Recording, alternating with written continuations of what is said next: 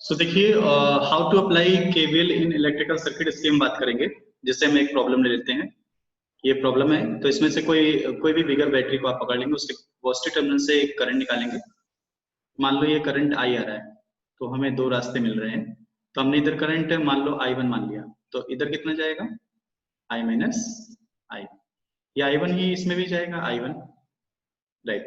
इधर मिलके वापस कितना हो गया I माइनस I1 और I1, तो इधर जाएगा I।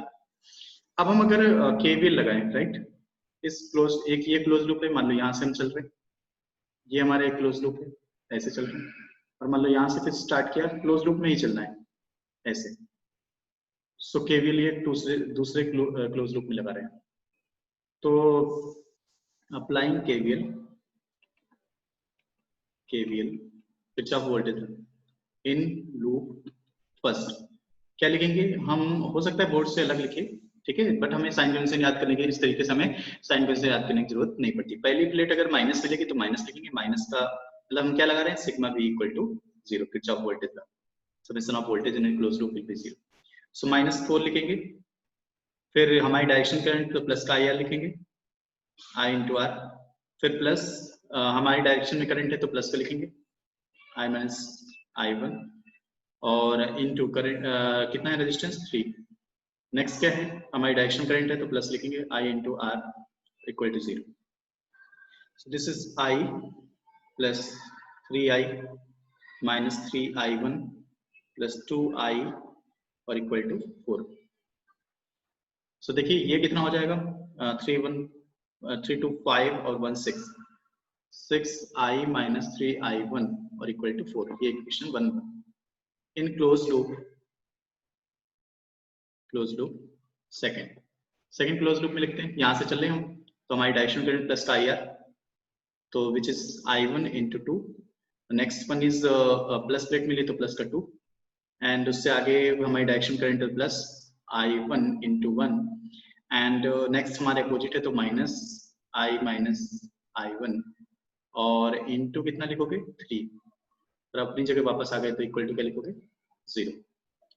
सो देखिए अब हम अगर लिखना चाहिए यहाँ पर, तो ये कितना हो गया 2I1 plus this is I1 minus 3I plus 3I1 और इक्वल टू -2। सो देखिए यहाँ पर कितना हो जाएगा, यहाँ पर देखिए यहाँ पर 2 1 3 और 3 6, 6I1 minus 3I equal to -2, minus से मल्टीप्लाई कर दीजिए, 3I माइनस 6I1 और इक्वल टू कितना हो जाएगा, इक्वल टू हो जाएगा 2, राइट, क्लियर है। सो ये हमारा इक्वेशन नंबर सेकंड है। अब देखिए हम बेसिकली इसको हम सॉल्व करते हैं, राइट। सो यहाँ इक्वेशंस लिख लेते हैं, 6I minus 3I1, 6I minus 3I1 and next equal to 4, equation number 1, and next है 3I minus 6I1, 3I minus 6I1 और equal to देखिए 3I minus 6I1 equal to 2, 3I minus 6I1 equal to 2, so equation number 2। अब देखिए यहाँ पर दोनों के किसी कोएफिशिएंट इक्वल करने हैं, तो हम क्या कर दें, अगर हम इसमें 2 से मल्टीप्लाई कर दें तो कोएफिशिएंट इक्वल हो जाएंगे, राइट। तो देखिए क्या हो जाएगा, ये हो जाएगा 6 2 12I माइनस 6I1 और equal to 4 2 8, equation number 3। So अब देखिए 3I minus 6I1 equal to 2, equation number 2। Subtract कर देते हैं, साइन चेंज हो जाएंगे, राइट, माइनस। सो आप देखोगे ये कैंसिल हो जाएगा और यहाँ पर क्या हो जाएगा 9I equal to 6, I equal to 6 by 9 means 3 2 6, 3 3 9, 2 by 3 ampere. अब अगर हमें I1 निकालना हो किसी एक इक्वेशन का यूज कर लेंगे फ्रॉम इक्वेशन 2, तो यहाँ पर आप देखेंगे कि 3I का वैल्यू है 2 बाई 3 और माइनस 6I1 इक्वल टू 2। सो यहाँ पर आप देख रहे हैं 3 से 3 कैंसिल हो गया है, तो 6I इक्वल टू ये इधर जाएगा, ये इधर आ जाएगा, 2 माइनस 2 इक्वल टू 0, तो मतलब करंट का वैल्यू I1 का वैल्यू 0 हो जाएगा, राइट। सो मतलब सॉरी 6I इक्वल टू 0 मतलब I इक्वल टू 0 होगा। ओके, कोई डाउट है? चलिए हम आगे बढ़ते हैं।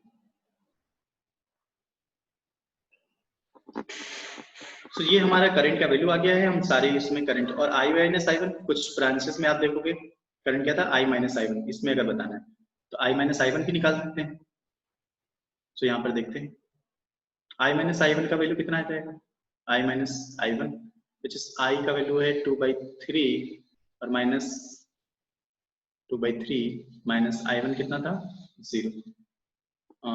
यहाँ पर क्या आया था हमारे पास, यहाँ पर I आया था, यहाँ पे I1 आएगा, तो I1 का वैल्यू कितना आएगा, I1 इक्वल टू कितना हो जाएगा, नो नो नो यही तो निकालना था मैं, 2/3 I minus I1 equal to 2/3। तो इस तरह सारी ब्रांच में हमने बता दिया, ठीक है। सो नेक्स्ट पेज पे आते हैं। देखिए नेक्स्ट जो क्वेश्चन है वो क्या कह रहा है कि बैलेंस व्हीटस्टोन ब्रिज का प्रॉब्लम है, इसका प्रॉब्लम है बैलेंस व्हीटस्टोन ब्रिज का प्रॉब्लम। तो देखिए कैसे सॉल्व करना है, आप देख रहे हैं यहाँ पर P/Q अगर R/S के बराबर होता है तो ये मिड वाला अगर इसको इधर स्लाइड कर लें, तो अगर आप इसको बनाएंगे तो बैलेंस व्हीटस्टोन ब्रिज दिख रहा है कि नहीं आपको। देखिए यहाँ पर रेजिस्टेंस है और यहाँ पर कितना है 2R है, यहाँ पर कितना है R है, ये 2R है, और इधर देखिए इसको यहाँ स्लाइड कर लीजिए तो ये ऊपर हो गया 2R और ये कितना हो गया 4R। सो आप देख रहे हैं कि यहाँ पर सीधे सीधे आपको समझ में आ रहा है अगर यहाँ पर कोई भी रेजिस्टेंस लगाया जाएगा तो क्योंकि ये रेशियो बराबर है P/Q इक्वल टू, अगर हम इसे P बोल दें, ठीक है, P/Q/R/S मान लें तो R/2R इक्वल टू क्या है 2R/4R, मतलब 1/2 इक्वल टू 1/2। तो बताइए क्या हो जाएगा, इसका मतलब ये बैलेंस व्हीटस्टोन ब्रिज है, तो ये दोनों सीरीज में उसके साथ सीरीज में आपस में पैरेलल में, 2 1 कितना हो गया 3, 4 2 कितना हो गया 6, ठीक है। तो हमारे पास यहाँ पर जो आ जाएगा, यहाँ पर जो आएगा ये 3R और यहाँ पर 6R, ये दोनों आ जाएंगे पैरेलल में। अब इसको आपको सॉल्व कर लेना है, इसका जो इक्विवेलेंट है, ठीक है। सो हमें पता है कि R इक्विवेलेंट क्या आएगा 3R into 6R upon 3R plus 6R। तो बताइए क्या हो जाएगा, 6 3 18, 18R बाई 603 9R, 9 2 18, तो 2 ओम आ गया ना। देख लीजिए कुछ नहीं, एक R और बचेगा ना, स्क्वायर है ना, राइट, यहाँ पर स्क्वायर है तो ये इससे कैंसिल हो गया, तो ये आ गया 2R ओम। क्लियर, ये हमारा क्या आ गया 2R ओम आ जाएगा इक्विवेलेंट। देख लीजिए क्लियर है। ऐसे ही अगर यहाँ पर देखें, इस क्वेश्चन में देखें कैसे सॉल्व करेंगे। सो आपको दिख रहा है यहाँ P/Q इक्वल टू, अगर हम व्हीटस्टोन ब्रिज मान लें इसको P/Q इक्वल टू R/S है, यहाँ से देखिए 2 वायर निकल रहे, इधर से भी 2 निकल रहे, बीच में लगा हुआ है, तो P/Q इक्वल टू R/S है, तो इसको हटा सकते हैं।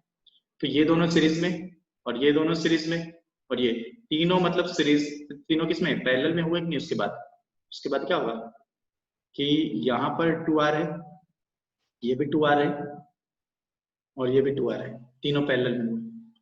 तो जब 2R और 2R पैरेलल में होते हैं तो बाई 3 हो जाएगा, मतलब R इक्विवेलेंट कितना आने वाला है, R/N हो जाता है ना, तो कितने 3 है ना, तो कितना हो जाएगा 2R/3। ये हमारा आंसर। कोई डाउट है किसी को, सारी चीजें क्लियर हैं। तो ये बैलेंस व्हीटस्टोन ब्रिज की हमने कुछ प्रॉब्लम देखी।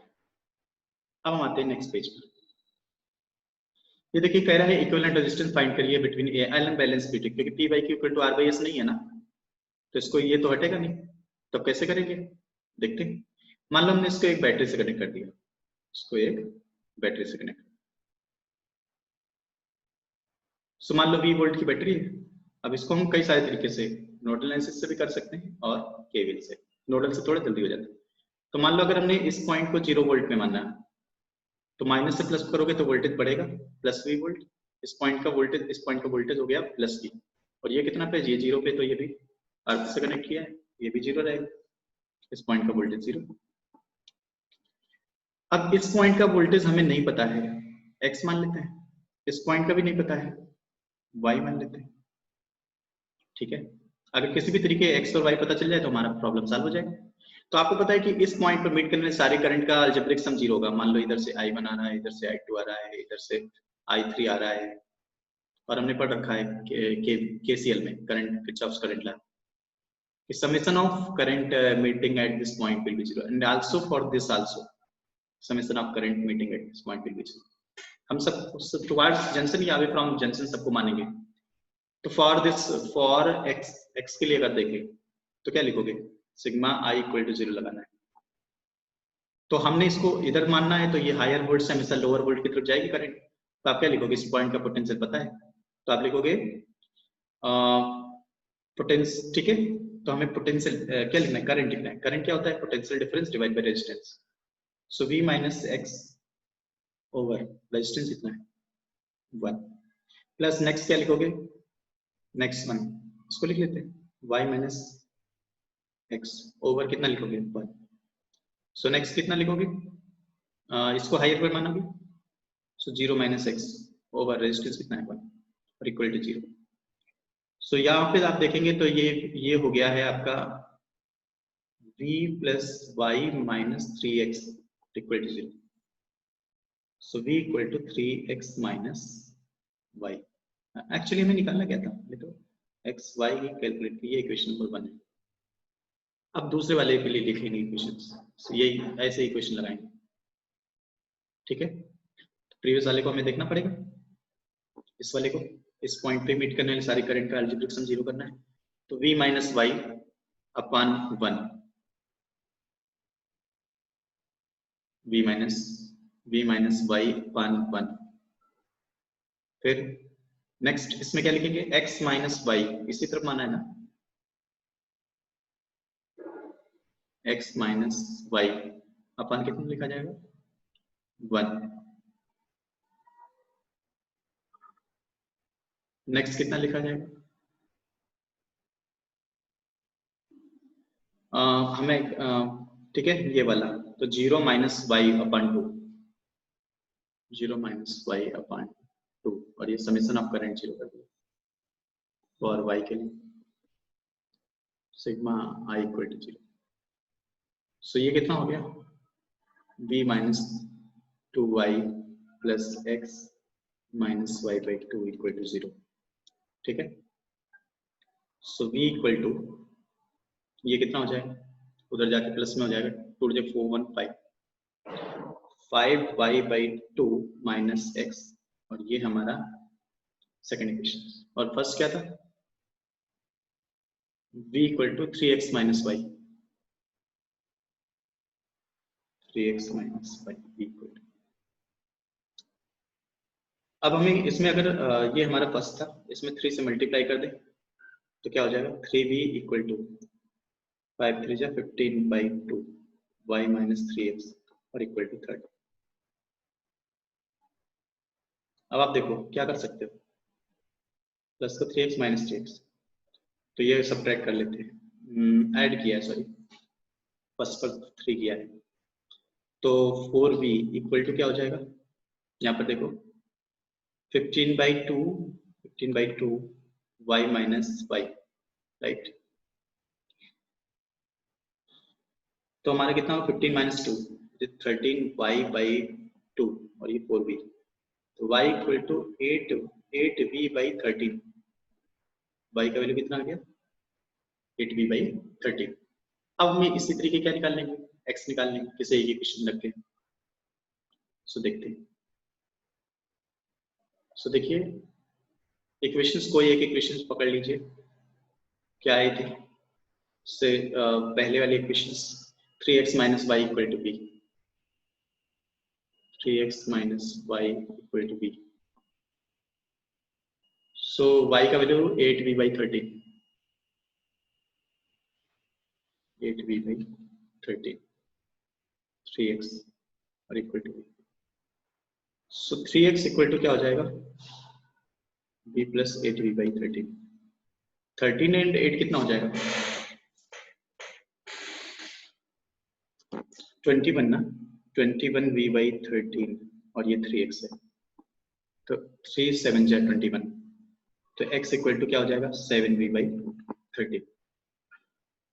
अब हमें क्या करना है, अगर हम यहाँ पर देखिए प्रीवियस प्रॉब्लम में, तो हमारे पास अगर x आ गया है तो हमें क्या पता है, हमें पता है कि इस पॉइंट पे I1 और इधर इधर इन दोनों का सम जो है, राइट, जो भी करंट हो इधर से इधर जा रही है, this one plus this one, मतलब अगर ये I1 बोल दो थोड़ी देर के लिए और ये I2 बोल दो, तो दोनों का सम जो है वो इस करंट I के बराबर है कि नहीं, तो I equal to I1 plus I2 लिखोगे कि नहीं, आप क्या लिखोगे,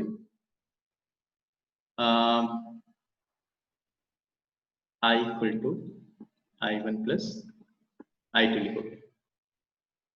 तो देखते हैं अभी, अब यहाँ पर देखते हैं, अगर ये I1 प्लस I2 लिखा है तो ये बताओ क्या है, सो V minus x over 1, V minus x over 1, V minus x over 1 plus next क्या है, नेक्स्ट है v minus y over 1, v minus y over 1, सो ये हो गया 2v minus x plus y, 2v minus x plus y कितना है 7v/13 और 8v/13, 7 और 8 15v/13, 15v/13, 13 26, 27 to 26 minus 15, 26 minus 15 कितना होगा 26 माइनस 15, तो 6 5 11, 11v/13। ये हमारा, हमें पता है कि v/i क्या होता है, यही तो r इक्विवेलेंट होता है, v/i क्या होता है r इक्विवेलेंट, तो ये हो जाएगा 13/11, 13/11, और ये क्या हो जाएगा, इस तरीके अनबैलेंस वेट स्टोर्स का प्रॉब्लम सॉल्व करना है। ठीक है, आपको समझ में आ गया ये नोडल एनालिसिस समझ के, ठीक है, केवीएल भी लगाएंगे तो दो लूप में लगा दीजिएगा, इसी तरीके से सॉल्व करना। चलिए नेक्स्ट प्रॉब्लम जाते हैं।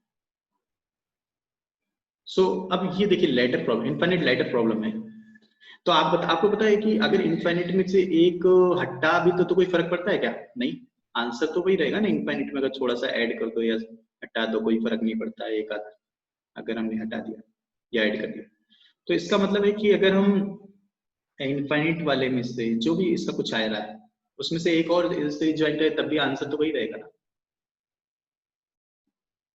सो हम क्या कर देते हैं, हम ऐसा मान लेते हैं कि, ठीक है, कि इसके ए बी के क्रॉस जो आंसर है वो एक्स है मान लो, सो इन इसके बाद वाला भी एक और जोड़ोगे, इसका मान लो अगर x होता और उसमें एक और सीरीज जोड़ते तब भी तो आंसर क्या रहता है, जो रिपीट कर रही है r रिपीटिंग है कि नहीं, तो एक यूनिट जो रिपीटिंग यूनिट छोड़कर बाकी को क्या मान लो x, तो एक और यूनिट ऐड करोगे तब भी आंसर क्या रहेगा सेम x, तो इन सबको हटा के हमने क्या कर दिया, एक x का इक्विवेलेंट रेजिस्टेंस लगा दिया, और ये क्या है 2r है, और ये क्या है r, तो आपको पता है ये पैरेलल में और उसके साथ सीरीज में, और इक्वल टू कितना लिख देंगे x, मतलब जो x इक्वल टू है, तो ये दोनों पैरेलल में, पैरेलल में मतलब 2r into x upon 2r plus X, और इसके साथ r सीरीज में, तो एलसीएम लेके सॉल्व कर लेते हैं, क्वाड्रेटिक बन जाएगी और इसको सॉल्व कर लेंगे, हमारा आंसर आ जाएगा। सो ये हो जाएगा 2r इंटू एक्स अपॉन, ठीक है, इसे मल्टीप्लाई कर दो, plus r into 2r plus X, और ये 2r प्लस एक्स, और x equal to cross multiply कर देते हैं, ठीक है, तो यहां पर देखिए कितना है, ये cross multiply x into 2r plus X, x into 2r plus X equal to 2rx 2rx और 2r square plus rx, 2r square plus R X, cross multiply करेंगे, सॉरी इसमें मल्टीप्लाई करेंगे, 2rx plus X square equal to 2rx plus 2r square plus R X. So R X से ये हट जाएगा, यहाँ पर जो कैंसिल हो रहा है 2rx और 2rx, और X square minus R X plus 2r square equal to 0, X equal to minus B R plus minus under root B square minus 4ac, 4a की वैल्यू 1 और c का वैल्यू कितना है 2r स्क्वायर डिवाइड बाई, या minus R का square plus R square हो जाएगा divide by 2 R plus minus under root R square minus 8r square divide by 2। कहीं कुछ रह गया है, एक बार चेक कर लीजिए, माइनस 4ac, कहीं नेगेटिव टर्म था क्या? हाँ यस, यहाँ पर माइनस था, राइट, यहाँ पे भी माइनस जब लिखोगे तो माइनस माइनस क्या हो जाएगा प्लस। सो देखो कितना हो जाएगा r प्लस माइनस, और ये 9r स्क्वायर बाहर आएगा 3r हो जाएगा डिवाइड बाई 2। तो एक बार पॉजिटिव लेंगे तो x इक्वल टू क्या हो जाएगा r plus minus 3r by 2, r plus minus 3r by 2। तो टेकिंग पॉजिटिव साइड, नेगेटिव देखो, नेगेटिव लोगे तो फिर नेगेटिव आएगा, रेजिस्टेंस नेगेटिव हो नहीं सकता।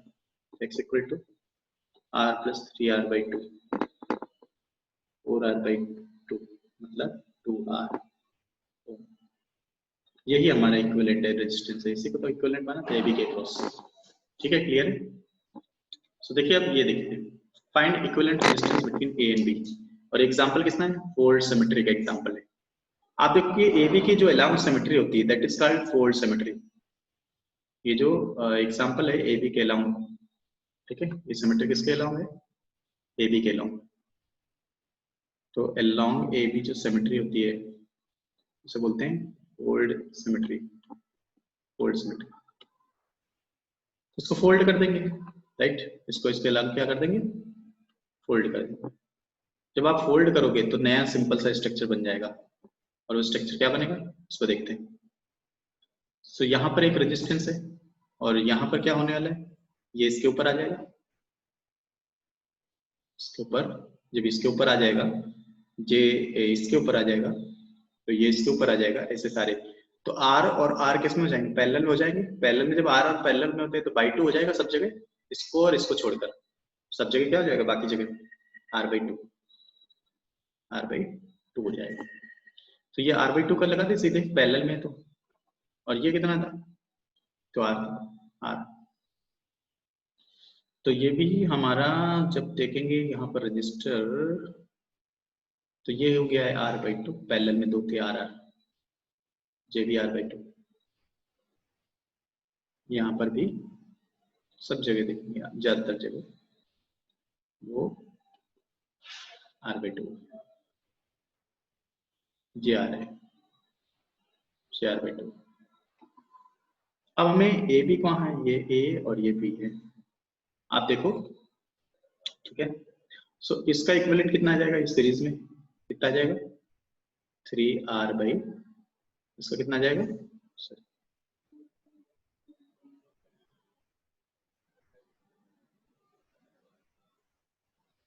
ये जो आएगा वो कितना आएगा? 3R बाई 2 सीरीज में ऐड करना आता, और ये भी 3R बाई 2।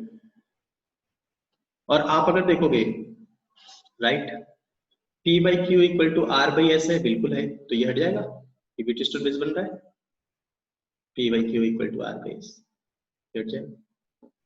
सो ये दोनों किस में हो गए?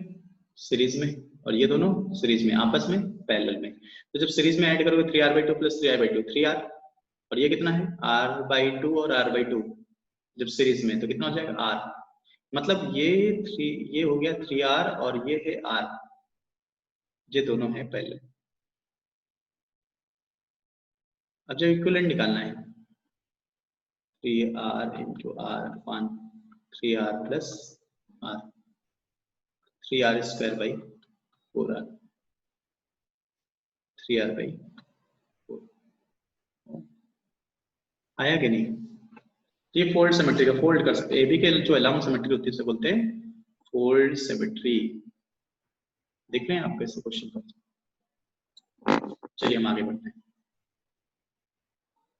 सो नेक्स्ट जो प्रॉब्लम है परपेंडिकुलर प्लेन ऑफ सिमेट्री जिसमें होती है रिमूवल ऑफ रेजिस्टेंस। उसमें जब उस परपेंडिकुलर प्लेन में जो भी रेजिस्टेंस होंगे तो वो सेम पोटेंशियल डिफरेंस होगा, उन्हें हटा सकते हैं। तो ए बी के अलोंग सिमेट्री अभी हम देखे थे तो वो कहलाती है फोल्ड सिमेट्री। तो यहाँ पे भी देखो ए बी के अलोंग सिमेट्री मिल रही है, जैसा ऊपर है वैसा नीचे है, तो इसको फोल्ड भी कर सकते हैं तो भी आंसर सेम आएगा। और चाहो तो जो हमने बताया है कि जंक्शन में ये इनको रिमूव कर सकते हैं, राइट, वो भी कॉन्सेप्ट। चलिए, तो अगर हम इसमें दूसरे कॉन्सेप्ट रिमूवल ऑफ रेजिस्टेंस से करें तो ए बी के परपेंडिकुलर जैसा लेफ्ट में वैसा राइट में मिल रहा है, तो हम क्या कर सकते हैं, इसमें जो भी रेजिस्टेंस लगा हुआ है सेम पोटेंशियल पर डिफरेंस होगा, तो उनमें कोई भी करंट नहीं जाएगा, तो इसको हटा सकते हैं।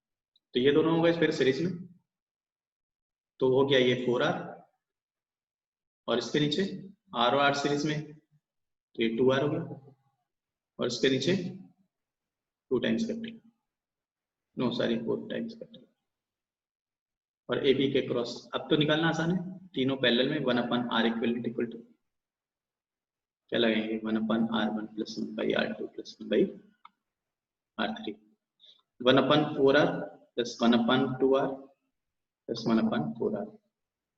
एलसीएम कितना आ जाएगा, 4r into 4 times capital R into small r।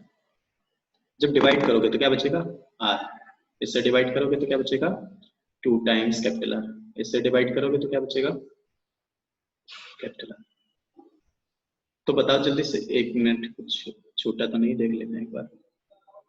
2r, यहाँ पे r स्मॉल r, और यहाँ पे क्या बचेगा, कैपिटल R बचेगा, और यहाँ पे क्या बचेगा, 4 टाइम्स, सही कुछ लिखा है, सब कुछ बराबर नहीं, 4 टाइम्स स्मॉल r था, कैपिटल R था, गलत लिख किया था, तो यहाँ पर बचेगा, जब डिवाइड करोगे तो स्मॉल r बचेगा। तो हमारा बताओ 1/r इक्विवेलेंट कितना हो जाएगा, 2 times capital R + 2 times small r divide by 4 times capital R into small, 2 common लेके कैंसिल हो जाएगा, तो R इक्विवेलेंट कितना आ जाएगा, ठीक है, 2 times capital R into small r divide by capital R plus small r। देखो सबको क्लियर हो गया होगा, कोई डाउट तो नहीं है। चलिए अब हम आगे बढ़ते हैं। देखिए ये जो प्रॉब्लम है रिमूवल ऑफ जंक्शन का है, जंक्शन में करंट का डिवीजन नहीं होगा, ठीक है। इसको एक और तरीके से कर सकते हैं, इसको इस पॉइंट से, इसके परपेंडिकुलर प्लेन ऑफ सिमेट्री है तो इसको यहाँ से ब्रेक कर सकते हैं, इन दोनों पॉइंट सेम पोटेंशियल पर होंगे तो आपस में ज्वाइन कर सकते हैं, ये एक और तरीका है। तो रिमूवल ऑफ जंक्शन से करते हैं। आप जानते हैं कि अगर इधर से कुछ करंट मानते हैं, राइट, तो अगर हमें पता होता सिमेट्री मिल रही है, परपेंडिकुलर प्लेन ऑफ सिमेट्री है कि जैसा लेफ्ट में वैसा राइट में भी दिख रहा है कि नहीं, ठीक है, लेकिन यहाँ पर कोई लगा नहीं रेजिस्टेंस जिसको हम हटा पाए, रिमूवल ऑफ जंक्शन का तो है नहीं, रिमूवल ऑफ रेजिस्टेंस का नहीं है, जंक्शन में कोई लगा ही नहीं। चलिए, तो जैसा लेफ्ट में वैसा राइट, मतलब अगर इधर करंट I1 आ रहा है, इधर I2 आ रहा है, इधर I3 आ रहा है, इधर I4 आ रहा है, तो आपको पता है कि I3 अगर इधर आ रहा है, I3 आ रहा है तो इधर भी I3 ही जाएगा, और इधर से I2 आ रहा है तो इधर I2 ही जाएगा, मतलब यहाँ पर करंट का डिवीजन ही नहीं हुआ, I3 आया I3 गया, मतलब इस पॉइंट को हम हटा सकते हैं, अलग कर सकते हैं, सेपरेट कर सकते हैं। तो अगर फाइनल इसके क्वेश्चन की बात करें, फाइनली क्या होगा इसका डायग्राम, इसका डायग्राम जो आने वाला है वो कुछ ऐसा आएगा।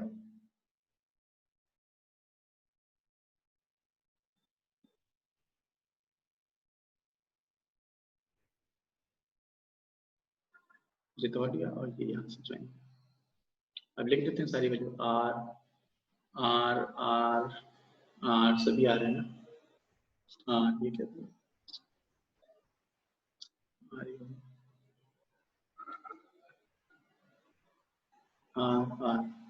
ठीक है, ये भी आ रहा है। तो अगर हम ए बी के कैलकुलेट करें यहाँ पर, ए बी के क्रॉस, तो बताओ ये दोनों सीरीज में, उसके साथ आर किसमें, पहले 2r और r का इक्विवेलेंट निकालते हैं, 2r इंटू आर का 2r प्लस आर, ये कितना आ गया 2r/3, ये आ गया इन दोनों का पूरे का इक्विवेलेंट 2r/3। इसके साथ 2r किसमें सीरीज में, तो प्लस 2r कर देते, तो कितना हो जाएगा 3 2 6 3 2 6 प्लस 2 8r/3, कहाँ तक आ गया यहाँ तक, और उसके साथ 2r किसमें पैरेलल में, तो पैरेलल में इक्विवेलेंट क्या हो जाएगा 4r/3 इंटू 2r अपन 4r/3 प्लस 2r, ये तो इक्विवेलेंट होगा फाइनल। तो 8 2 16r square by 3, 3 2 6 plus 8 14r/3, तो r/3 कैंसिल कर देते हैं, और 2 7 जा 2 8 जा 8r/7 इक्विवेलेंट आ गया। आया समझ में? अच्छा क्वेश्चन था, समझ में आ रहा है। जंक्शन में करंट का डिवीजन नहीं होगा, तो जितना इधर से आएगा उतना ही जाएगा सिमेट्री जैसा, ठीक है, ऐसे करना है। सो नेक्स्ट प्रॉब्लम पे आते हैं। सो इनपुट और output symmetry, input output symmetry आपको वैसे ही देखिए, यहाँ से कोई करंट आ रहा है, इधर से I1 गया, इधर से I2 गया, इधर से I3 गया, इधर सिमेट्री मिल रहा है, परपेंडिकुलर प्लेन ऑफ सिमेट्री। इस पे कोई अगर ये रेजिस्टेंस सेम है तो इनको हटा भी सकते, रिमूवल ऑफ जंक्शन से भी आंसर सेम आएगा। और या हम इन जितना इनपुट करंट है इतना I1 है, JI2 है, JI3 है, सो इनपुट जैसे इनपुट करंट है वैसे ही आउटपुट करंट है, तो सिमेट्री मिलेगी। इसका मतलब जो भी करंट इधर से आया उधर चला गया, इधर से आया इधर चला गया, मतलब इसमें कुछ गया ही नहीं, ये हटा भी सकते हैं। या दूसरा तरीका क्या था कि यहाँ पर अगर कोई सेम पोटेंशियल पर होंगे ये पॉइंट जो परपेंडिकुलर एबी के परपेंडिकुलर होंगे, तो इनको यहाँ पर कोई रेजिस्टेंस लगा हो तो उनको हटा सकते हैं। तो अभी देखो कितना, ये 2R है और ये भी 2R है और ये भी 2R, जब पैरेलल में 3 होंगे 2R 2R 2R, तो कितना आएगा, अभी किया था हमने 2R/3 आने वाला है, ध्यान रखना। तो हमारा R इक्विवेलेंट आएगा 2R/3, ये इनपुट आउटपुट सिमेट्री का। ऐसे और भी क्वेश्चन हो सकते हैं, जस्ट एक हमने छोटा सा एग्जांपल लिया।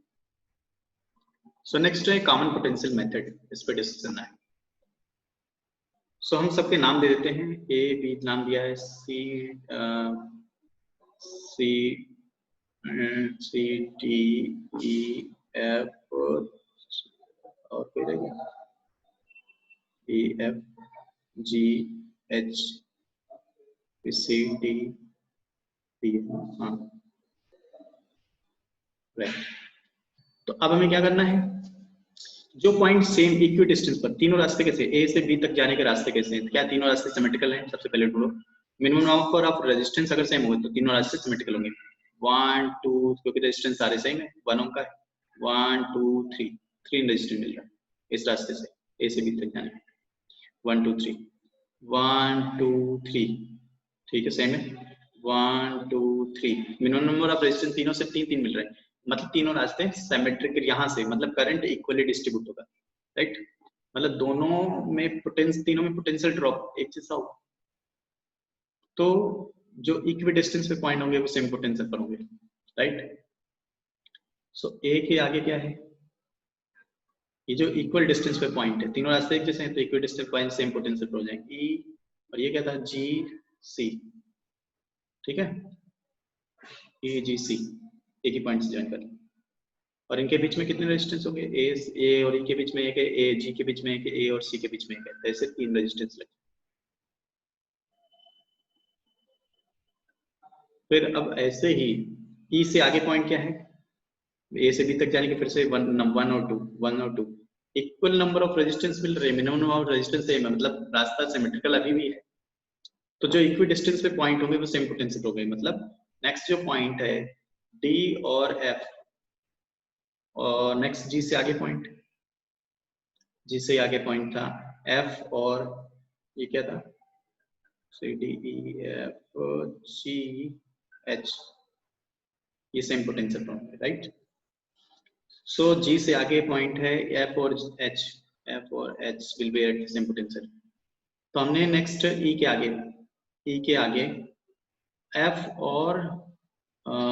एफ और डी के बीच में बेसिकली लगा दिए 2 रजिस्टर। ये क्या आ गया, एफ और डी के बीच में 2 रजिस्टर। फिर जी के आगे जी के आगे भी आप देख रहे हो तो एफ और एच के बीच में 2 रजिस्टर लगा दिए यहाँ पर। फिर नेक्स्ट सी के आगे डी और एच के बीच में 2 रजिस्टर लगा देने। आप देख रहे हैं इसके बाद क्या है, एच के आगे डी के आगे, डी के आगे है बी, ठीक है, डी के भी आगे है बी, इसके बीच में एक रजिस्टर लगा दिया। फिर एफ के आगे क्या है, एफ के आगे भी बी है, एक रजिस्टर लगा दिया। और नेक्स्ट है एच, एच के आगे क्या है, बी, एक रजिस्टर। 1 ओम है, 1 ओम है, 1 ओम है, 1 ओम, 1 ओम, 1 ओम, 1 ओम, 1 ओम, 1 ओम, ये भी 1 ओम है, 1 ओम है, 1 ओम है। तो कितना ए 1/3 आर इक्विवेलेंट जो देखोगे अगर पैरेलल में 1 1 तो 1/3 हो जाता है। ये 6 है, 1/6 प्लस ये 3 1/3। एलसीएम कितना आएगा, सीरीज में था इसलिए डायरेक्ट लिख किया। एलसीएम कितना आएगा, 6 3 2 जा 6, 6 1 जा 6, 3 2 जा 6, आर इक्विवेलेंट कितना आ गया 5/6 ओम। बताइए क्लियर है कि नहीं? तो इसमें कोई डाउट है किसी को, बताइए। तो फिलहाल आपको इसका काफी चीजें समझ में आ गई होंगी। तो अब हम ठीक है आज का लेक्चर क्लोज करते हैं।